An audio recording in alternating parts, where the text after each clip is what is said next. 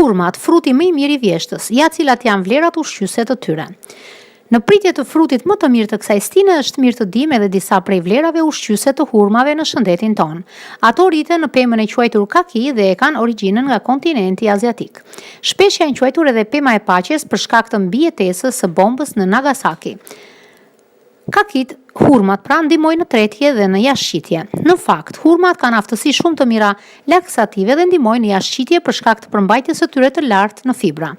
Po nëse ato konsumohen të papjekura mirë, pra të pasura me tanin, ato janë të dëmshme dhe e dëmtojnë këtë proces. Nëse konsumohen të pjekura, ato mund të jenë një kurrë shumë efektive në trajtimin e konstipacionit.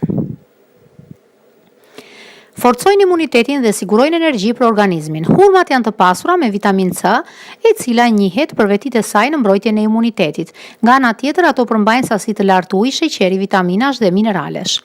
Sasia e lartë e karbohidrateve tek hurmat i bën ato të dobishme në përfitimin e energjive të nevojshme për organizmin.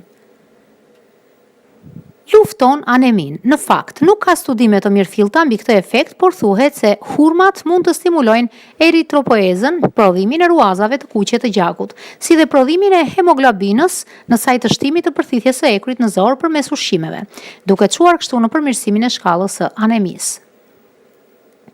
Luftojnë lodhjen, stresin dhe sëmundjet kardiovaskulare. Është parë se hurmat kanë efekte pozitive në përmirësimin e lodhjes dhe stresit psikologjik.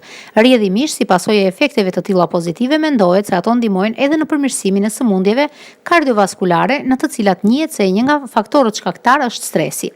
Reduktimi i tij ka çuar në reduktimin dhe të sëmundjeve kardiovaskulare.